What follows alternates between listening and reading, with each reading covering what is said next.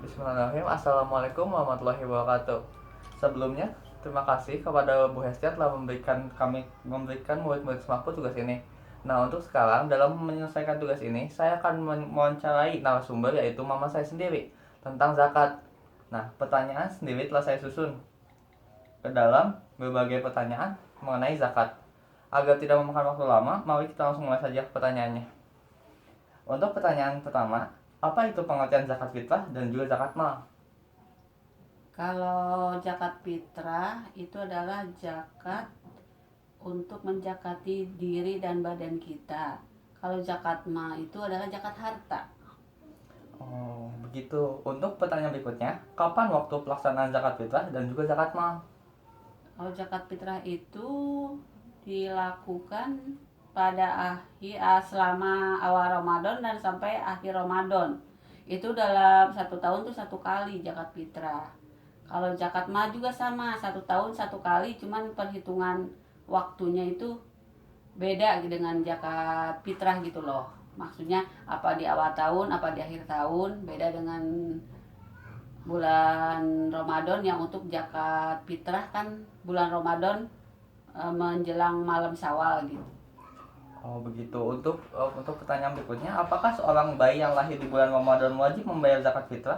Oh iya, wajib selama selama masih di bulan Ramadan, berarti diwajibkan untuk zakat fitrah sampai ada waktunya, sampai akhir malam Ramadan. Untuk pertanyaan berikutnya, apa hukum zakat fitrah dan juga zakat mal? Kalau zakat fitrah itu wajib untuk menyakati diri, menyakati badan. Zakat mal juga termasuk harus dilaksanakan kalau udah mencapai nisabnya. Oh, Itu ada peraturan mencapai nisab tertentu wajib dilakukan atau dikeluarkan zakat malnya. oh begitu. Baiklah, untuk pertanyaan berikutnya, apakah tujuan umum berzakat? Berzakat itu adalah untuk membersihkan diri dan untuk menzakati badan kita. Sedangkan untuk tujuan keluarnya itu supaya kita bisa berbagi dengan sesama umat muslim. Untuk pertanyaan berikutnya, apakah itu yang dimaksud dengan nisab dan juga haul? Kalau nisab itu adalah batas atau apa ya namanya tuh, ukuran maksimal dari suatu harta. Misalnya nisabnya sekian gram atau sekian, untuk padi sekian kilo, untuk apa maksudnya gitu. Maksudnya ukurannya gitu loh, batas yang harus dijakati. Kalau untuk haul sendiri? Jadi haul itu adalah misalnya gini, jadi kita mau zakat, oh nanti kalau udah 1 tahun, maksudnya ya semacam inilah istilahnya, apa, janji lah gitu. Jadi aku nanti mau zakat ini kalau udah 1 tahun, atau tuh tanggal sekian gitu. Untuk pertanyaan berikutnya, apa itu yang dimaksud dengan muzaki dan juga mustahik? Adakah syarat-syaratnya? Kalau muzak itu orang yang mengeluarkan zakat.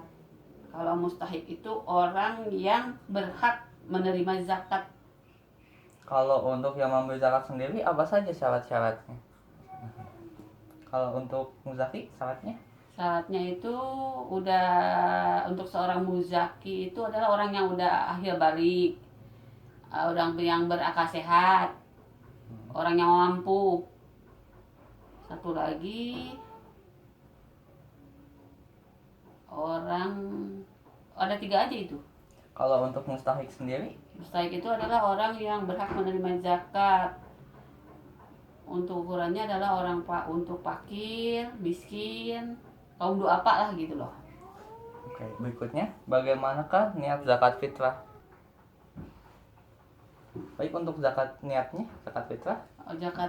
Zakat fitrah itu bismillahirrahmanirrahim. Nawaitu an uhriza zakata fitri anafsin fardu lillahi ta'ala. Nah, kan untuk tidak semua orang yang dizakati itu bisa atau hafal niatnya. Apakah boleh niatnya itu dibacakan menggunakan bahasa Indonesia? Boleh. Kalau menurut Umi, di sekitar kita juga kalau niat berzakat memakai bahasa daerah, pakai bahasa Sunda, pakai bahasa Indonesia, yang penting ada niatnya gitu loh. Baik. Pertanyaan berikutnya, apakah ada dalil atau ayat yang mendasari kewajiban berzakat? Ada di Quran surat At-Taubah ayat 103 sama Al-An'am ayat 141. Oh, jadi dua itu yang utama ya. Iya, bisa Nah. dilihat di Al-Quran. Nah, untuk pertanyaan berikutnya kan misalnya nih ada seorang mustahik atau seorang fakir yang berhak menerima zakat. Tetapi si mustahiknya tuh tidak mau, apakah tetap harus dia yang menerima zakat atau harus mencari mustahik lainnya? Oh, menurut bagusnya sih cari mustahik yang lain. Karena kalau menerima zakat itu kan orangnya harus ikhlas, harus menerima. Kan kita ada ijabnya. Kalau dia nggak mau menerima nanti gimana? Jadi cari aja yang lain yang bersedia menerima, kita berijab, dia menerima, kan jadi afdol gitu. Untuk pertanyaan yang terakhir, apabila ada seorang petani yang mengalami gagal panen, Ya. apakah pada tahun itu ia harus melaksanakan zakat mal atau tidak perlu? Kalau menurut Umi tidak wajib membayar zakat mah, karena dia kan nggak mencapai nisab. Kalau misalnya tahun sebelumnya setahun itu segini, nanti hasilnya segini, udah pasti. Itu kan ada nisabnya tuh. Kalau misalnya kena hama, kena wereng, kena tikus, nanti kan dia berkurang tuh hasil panennya. Terus nanti mungkin dapat setengah atau 3/4-nya, tapi kan nggak mencapai nisabnya. Gitu. Jadi nanti kalau misalnya tahun berikutnya mencapai nisab, jadi wajib mengeluarkan zakat malnya. Oke, terima kasih.